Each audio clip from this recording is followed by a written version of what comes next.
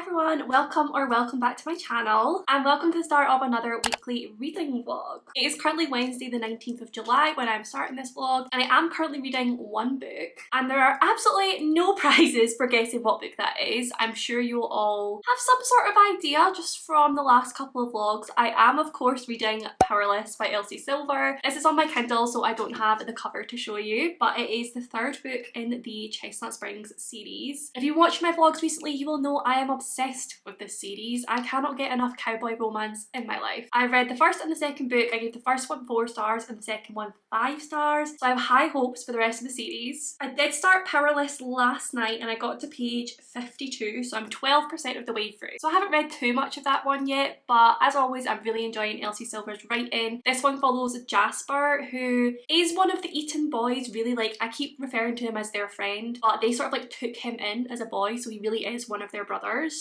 And if you watched my previous weekly reading vlog, you will know I made a little bit of a boo-boo when talking about the female main character. I thought it was Winter, Summer's sister. It turns out it's not. It's someone else who makes a lot more sense, who we were also introduced to in the previous book and who had like some weird energy with Jasper. So I really should have twigged. I kind of did, but I had like told myself that I'd watched a video where someone said Winter was the love interest, so I was like trying to compute that in my head and it wasn't quite working, and that's the reason why. It's because it's not a thing. So the main character is Sloane, who is his childhood friend. She is like best friends with Violet, who is the Eton's sister, and she's sort of grown up around Jasper. She's always had a crush on him, but she's always been younger than him. And at the beginning of this one, she is about to get married to this really horrible dude, and Jasper is now realising that he may actually have feelings for her too, and he's not too happy about her getting married to this absolute douchebag. I am enjoying it, but I'm slightly concerned because I don't usually do well with friends to lovers. It has to be done well for me to enjoy it, because most friends to lovers for me I just find incredibly frustrating, because I think it's so obvious from the outset that both of them fancy each other. Both of them want to be with each other, and I feel like if you're best friends it should be obvious to you how the other one is feeling. Like, you know them, you know how they feel. Like, I could read the page and know the way that they're looking at each other.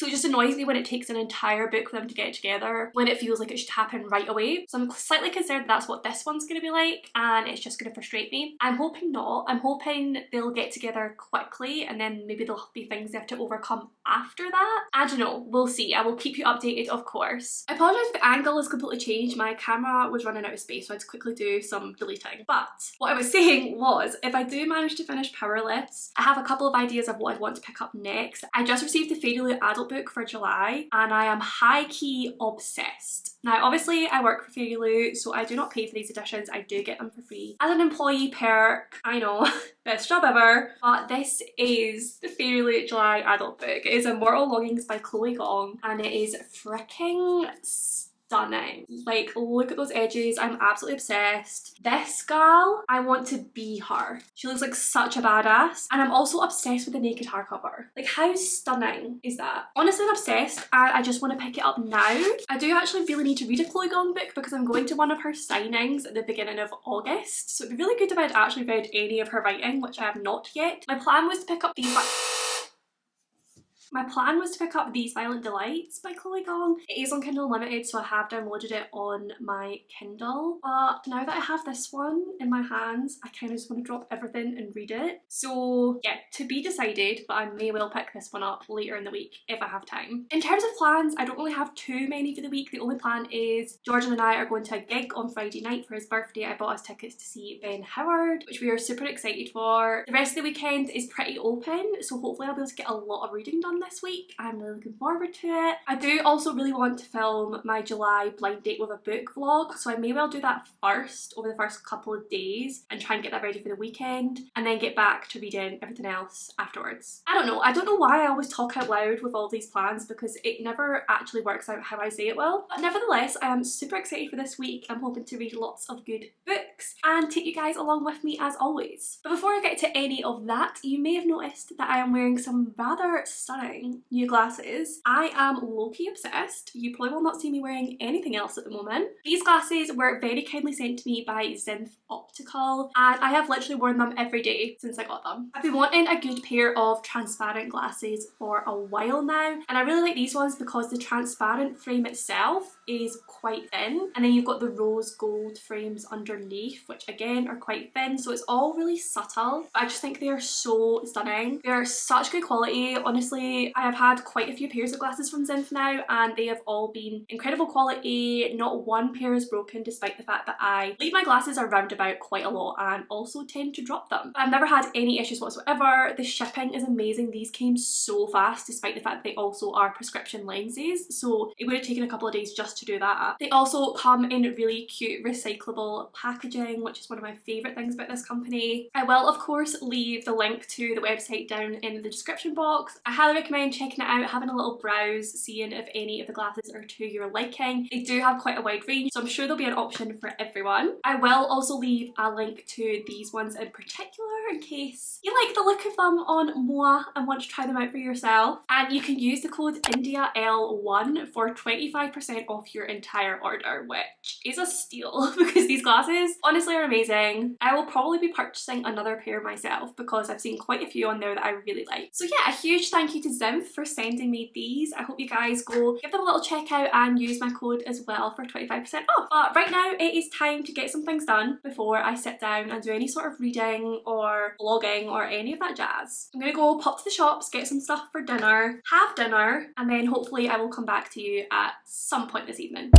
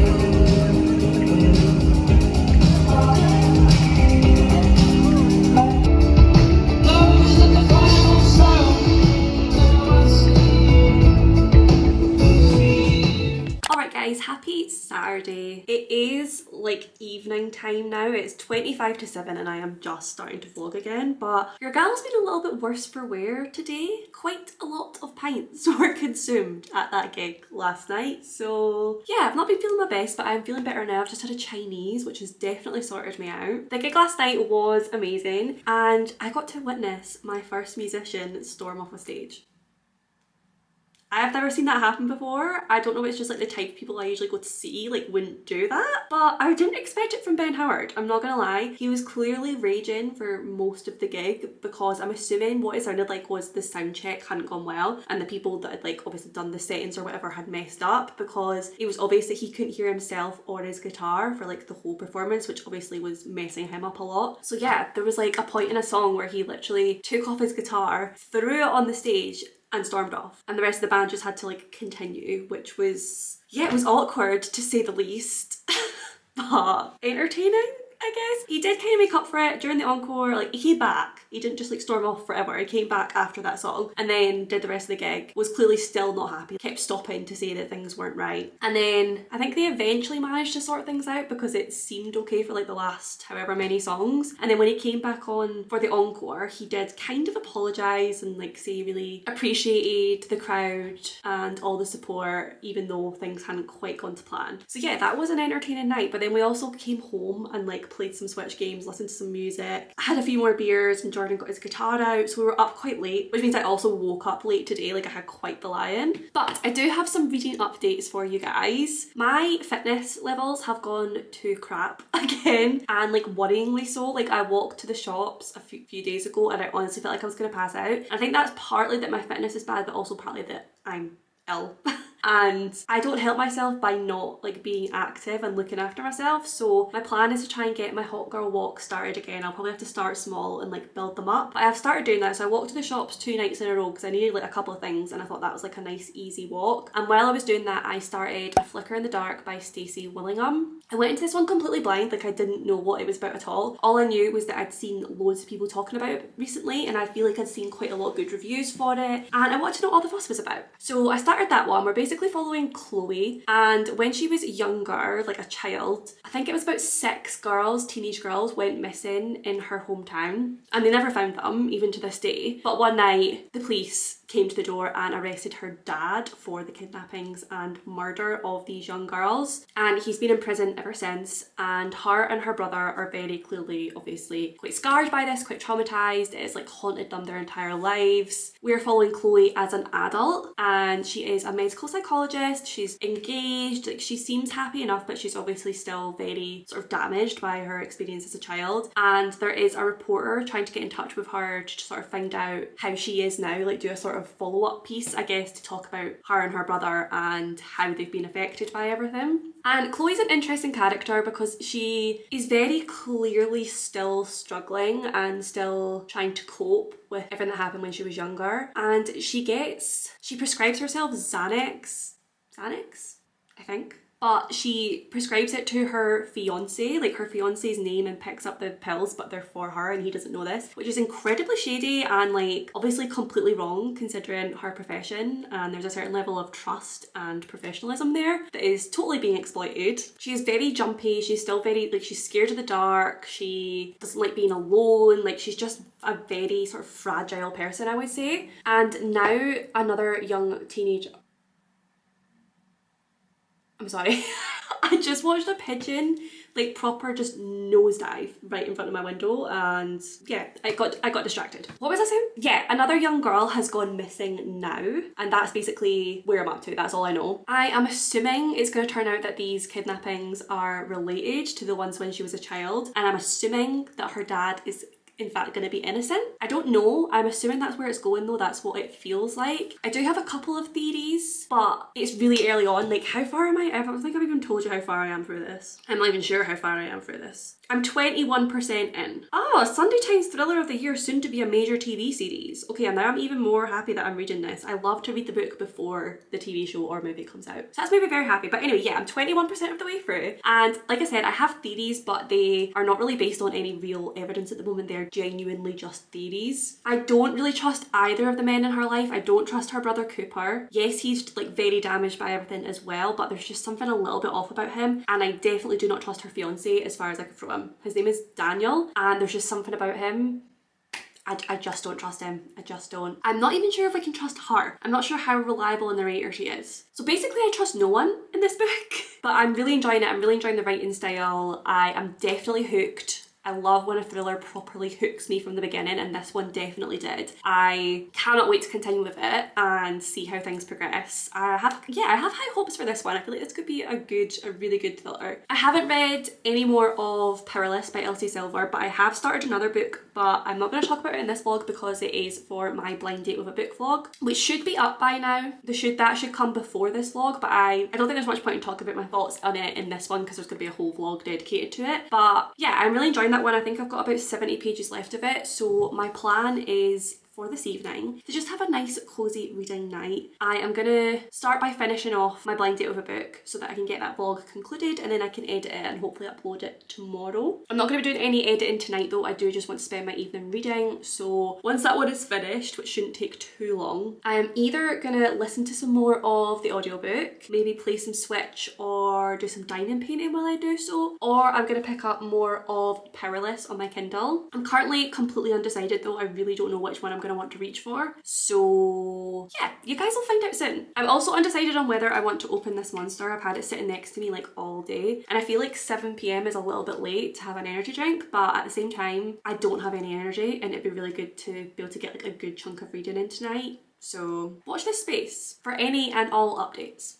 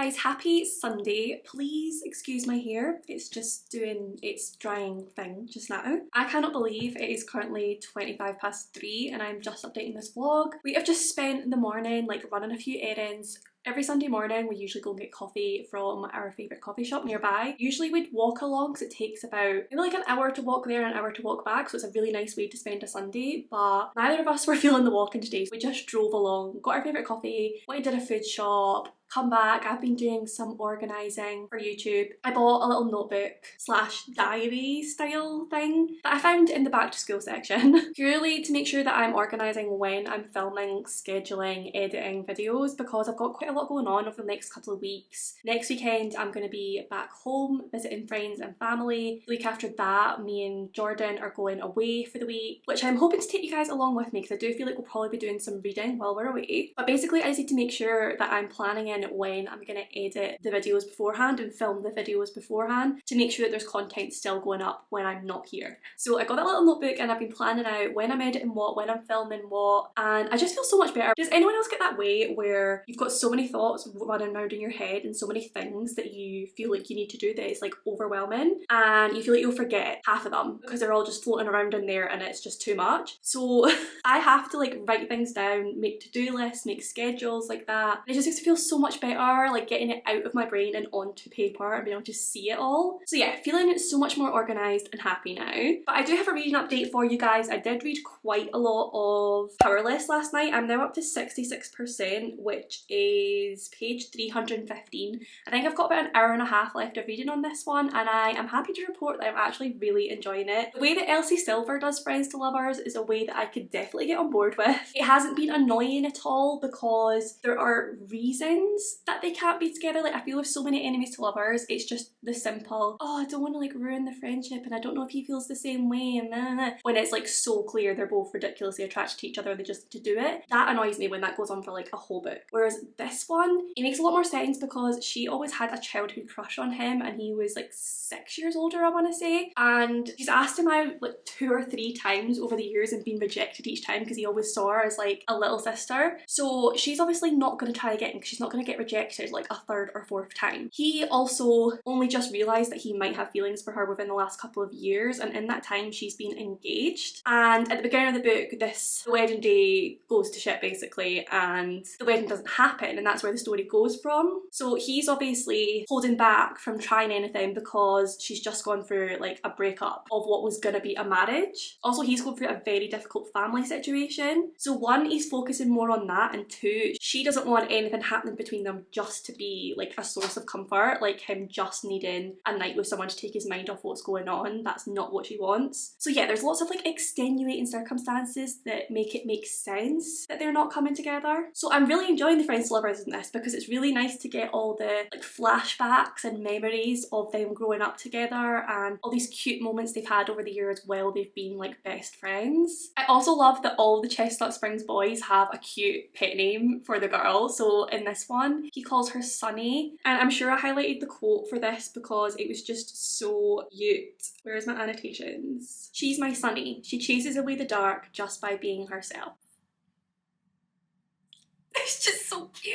I love Jasper. I'm really loving finding out more about him. Obviously we knew he had some sort of trauma in his past, and finding out what that is and how he's continued over the years is honestly heartbreaking. I just want to cuddle him up. I will say that I think Sloane is probably my least favourite of the FMCs so far. I don't dislike her, I just love the other 2 more. Like Willa from the 2nd book is definitely my favourite. Sloane I love, like she's still a nice strong female character. All of the FMCs in this series so far are good strong female characters, which I love, but there's just a couple of decisions she's made, a couple of ways she's reacted to things that I'm just like, not sure about that. What I do love though is that the 3 of them, the 3 FMCs from the first 3 books, have a group chat. And one of my favourite things about the Chestnut Springs series is that at the beginning of basically every chapter there's always a little string of text between characters, and usually it is about something that's just happened or something that's about to happen, and it's always just really funny like seeing them interact with each other by text. And a lot of these have been this group text between Sloane, Willa and Summer, and I love that. Like I love the 3 women having like a good friendship slip as well. So my plan is definitely to finish that one today. Like I said, I think I've got about an hour and a half left. But first and foremost, I did also finish my blind date of a book yesterday. So I've already finished one book this week. I'm probably going to finish a second as well, which I'm feeling very happy about, considering I have been fairly busy. But before doing anything, I need to edit that blind date of a book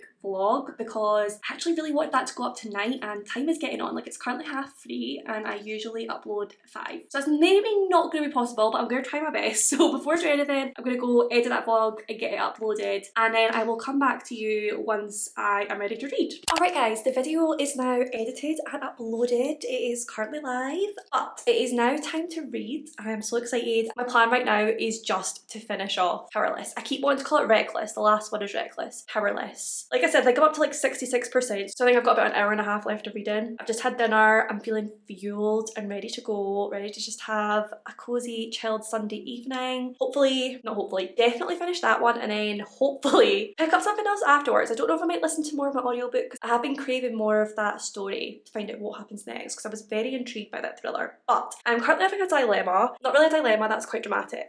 But basically, as you guys will probably have seen, I have my Kindle Fire, which I absolutely love. It is one of my favourite things, and I love the stickers on it, which Christy did for me in one of my other vlogs when I went to visit her with Maddie. And I always want to read on it for that reason. And also, the main reason I got a Kindle Fire, in case anyone was wondering, I can't remember if I've explained this before, is because of the type of screen it is, and because you get like apps and such on it. You can use Scribd to read all of their ebooks on this, and also read the ebooks that you can get from Libby. And also, you can read graphic novels and mangas easily, or like more easily than on a paperweight. I used to read all of the graphic novels that I would read on Kindle on my phone, but it's just so small, like it takes away from my enjoyment. Like, I personally do not enjoy reading on my phone. So yeah, that was the main reason for this purchase. I love it to pieces, but I feel like I've seen a million reels and videos recently where people have been using their paperweights, and I am nothing if not a sheep.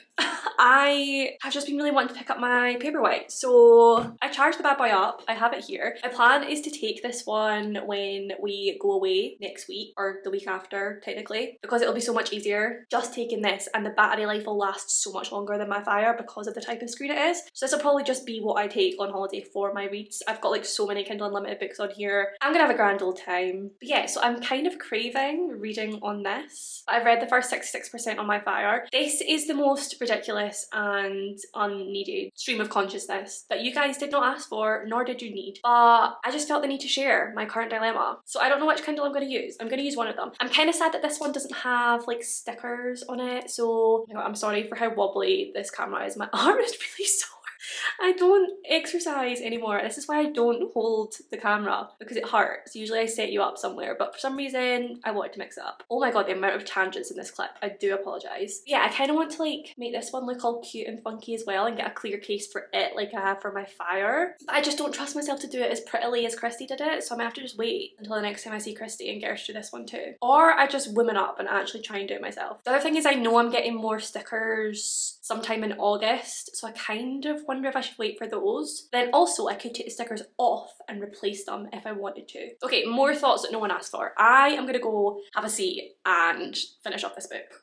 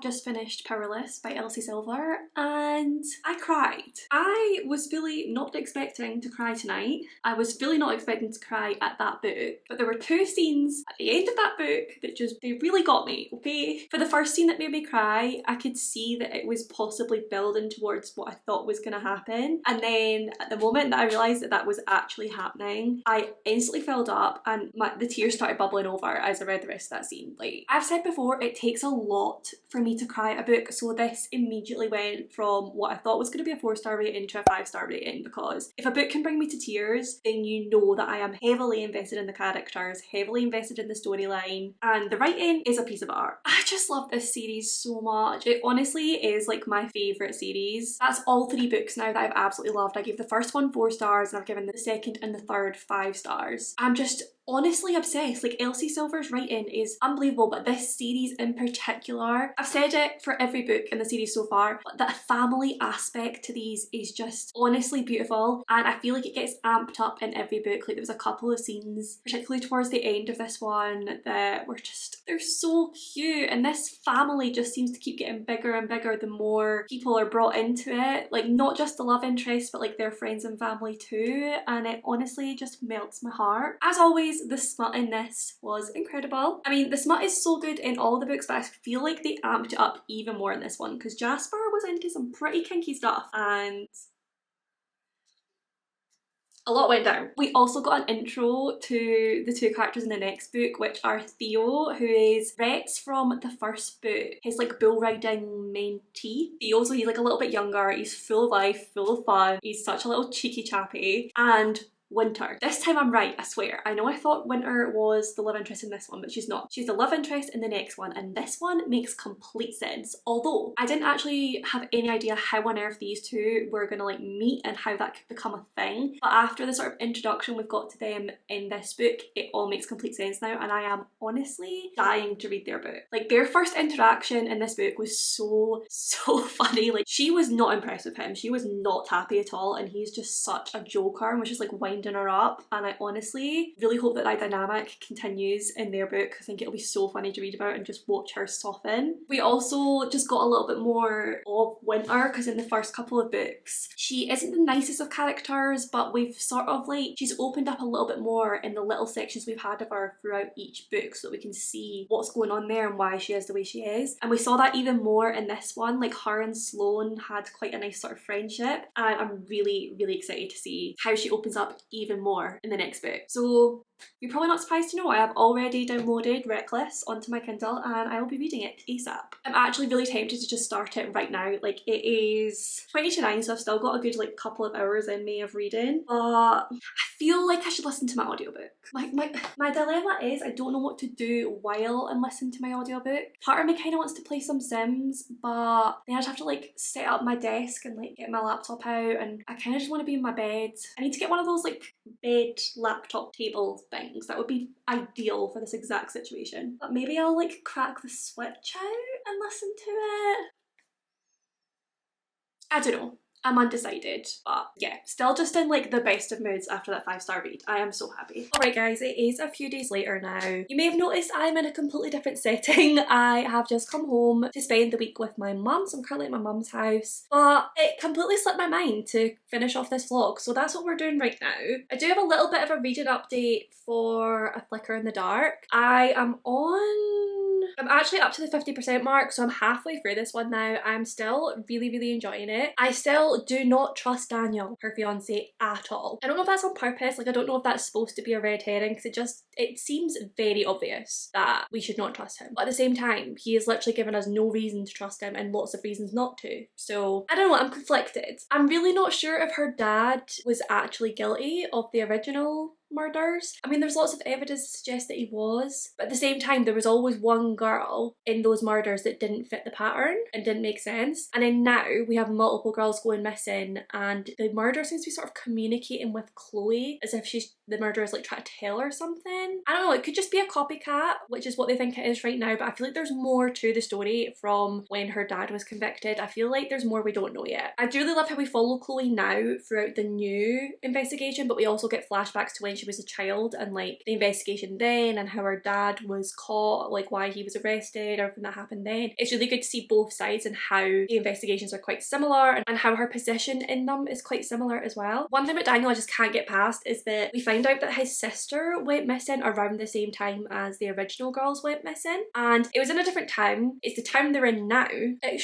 probably wasn't connected to the original murders, but the whole thing just, it's fishy, okay? Like, she's in that town now and that's where these murders are happening. The fact that he had like some sort of connection to the case and then they just happened to bump into each other one day outside a hospital and then they started dating. Like, I just don't trust him. I just feel like there's a reason he's with her and maybe he's like fishing for information. Like, maybe he's not actually involved in anything. Maybe he thinks she is. I don't know. I just don't trust the guy. But yeah, I am really enjoying it. I will be continuing it in next week's vlog, which will be starting right after this one. But that will conclude this week's weekly reading vlog. I really hope that you enjoyed it. I feel like it might have been a little bit fragmented, but it's just the way things go. Once again, a massive thank you to Zimph Optical for sending me these lovely glasses. Please do remember to check them out in the link down below, and do use my code INDIAL1 for 25% off your entire order. If you made it to the end of this video, pop the glasses emoji down below. Just let me know that you made it to the end and that you enjoyed your time here. But as always, if you did enjoy the video, please do give it a big thumbs up. Subscribe for more bookish content from me. Comment down below with any of your thoughts and feelings. I do reply to every single comment. I love you all and I'll see you in my next one.